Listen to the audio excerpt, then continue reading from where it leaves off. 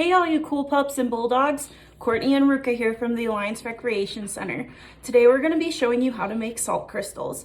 Although Ruka's not too helpful in the experiments, so we'll give her a treat and let her go. First I'll go over some of the materials that we're going to need for the experiment. First you'll need a jar and a spoon. Salt. I have kosher salt. I'm just using this because this is the most salt that I had, like the biggest container. But you can just use any type of salt that you have at home. You also are going to need some paper. I have cardstock paper that I'm going to use, but you can use construction paper, printer paper, whatever you have at home. You'll also need a pen to draw our design, and you'll need some scissors to cut our design out. You'll also need some hot water. I have an electric kettle, so I'm using this, but you can just microwave some water to heat it up to use it. So the first step, I'm going to be making an Easter egg salt crystal. So I'm not much of an artist. I just did the best that I could, and I printed some out, or cut some out already, just for the convenience of this video. So I have these right here. We're going to take them and put them in a flat tray or baking sheet. This is the one that I have. So you want to lay them flat so that none of them are overlapping. Although while we're doing this experiment, if they do start to overlap, that's okay. It won't mess it up. Okay, so first, we're going to start with this hot water. So we want 2 cups of hot water. I'm using this mason jar because it says where the 2-cup mark is right there. But you can use any jar, bowl, anything like that that you have at home. Just make sure that you measure the amount of water out that you're putting in there. Okay, so this is my 2-cup mark right there. I'm gonna fill it with hot water till I get to there. And make sure if you're using hot water like this, that you get help from mom or dad with doing this and you don't do it on your own.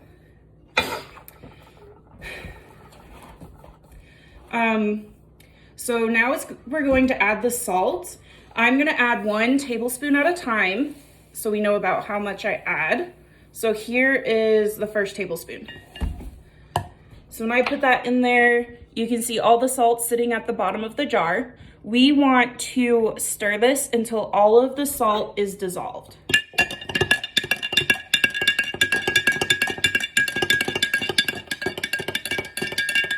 So I'm just looking down in my jar. I don't see any more salt in there, so we'll go ahead and we're gonna keep adding salt until we're not able to add any more salt, until we're not able to get rid of the gritty feeling in the jar.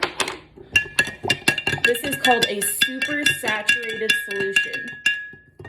A supersaturated solution is a mixture that can't hold any more particles.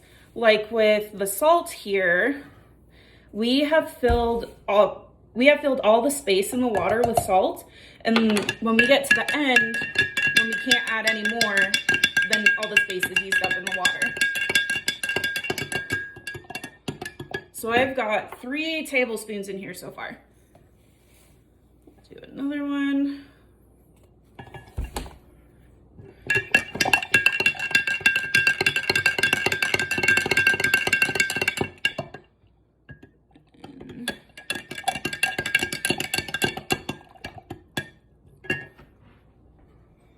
You can definitely smell the salt in the water, but I still have been able to stir it completely in. So I'm gonna keep mixing salt until I'm not able to get it to dissolve into the water anymore.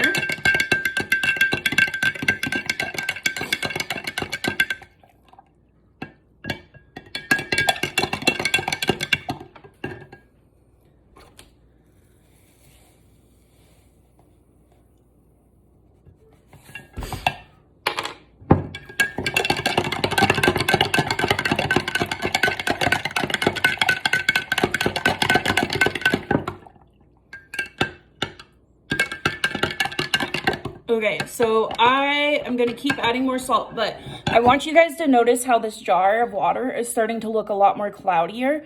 When we first started, it was just clear water, but it's starting to get cloudy now because we're mixing that salt in there and it's becoming a super saturated solution.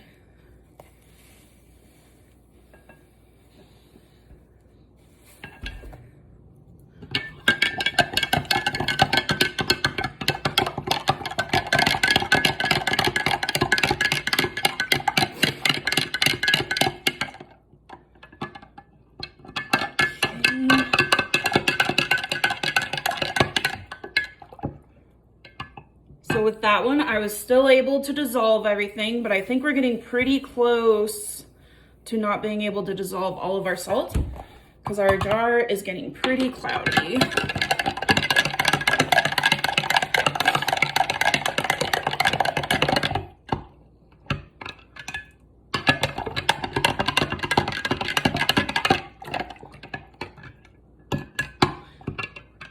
Okay, that last spoonful, I'm not able to get rid of the gritty feeling on the bottom of the jar from stirring my salt in.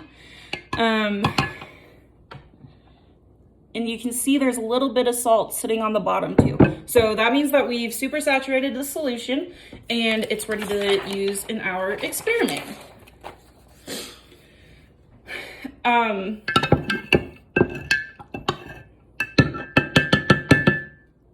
Now, the reason we had to use hot water instead of cold water is because cold water, the molecules in the water are closer together in cold water.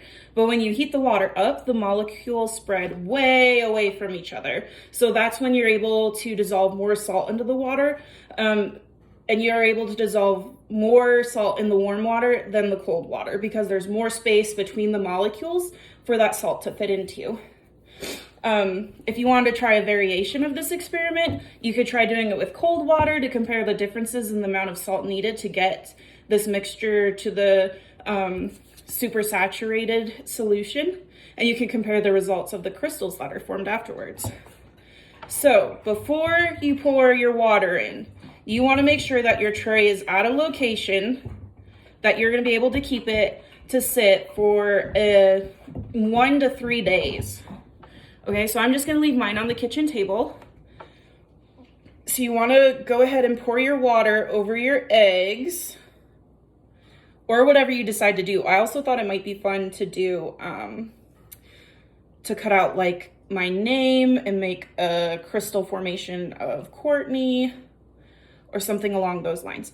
I'm using eggs though, because I'm gonna string them and hang them up like an Easter garland.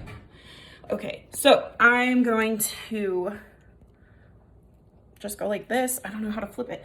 Okay, so those are my eggs right now. As you can see, they all stacked on top of each other, but that's okay that they did that. Okay, now you just need to give your eggs time to form the salt crystals. I'm gonna keep updating you each day. I'm gonna release a video with stuff to do. I am trying to find stuff for us to do that. Hopefully you'll have all the supplies at home that you need. If there's anything in this video that you don't have at home, have mom or dad message the ARC Facebook page and I can drop it off for you as long as you're in Alliance. Of course, I'll Lysol spray it first and drop it off in your mailbox or something so you can grab it. So we are just going to leave this like that. We leave them like this until all of the water has evaporated from the tray. And I will update each day with how many crystals have formed onto my eggs. If you wanted to do something else, you could test the different effects of using different types of salt. I used coarse kosher salt. You could use table salt. I know there's pink Himalayan salt. Just different experiments could give you different results. So I will see you guys again tomorrow.